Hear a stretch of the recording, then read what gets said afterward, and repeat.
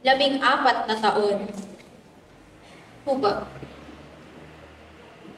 At ngayon naman, may isa akong tanong.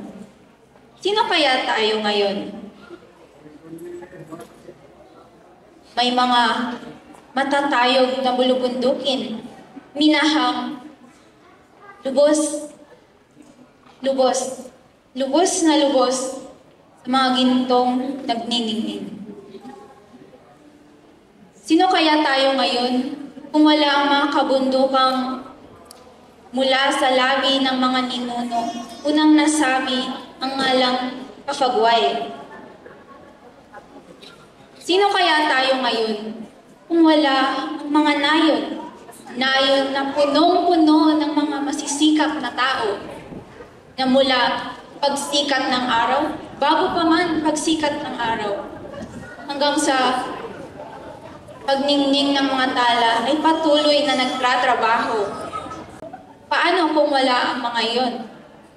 Sino tayo ngayon kung wala ang mga bukal na nagbibigay na abot tanaw, nagbibigay buhay sa mga musika galing sa mga gong at sulibaw?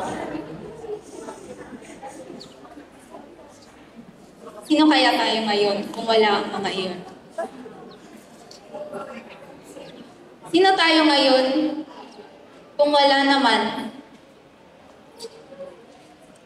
ang tuba? Asaan tayo ngayon? Asaan tayo kung wala ang nangunguna sa ating puso at ranggo? Kung wala ang nagmamalaki nating tihay, tuba? Kaya naman sa aking mga kapwa, sana'y huwag kayong magsawa.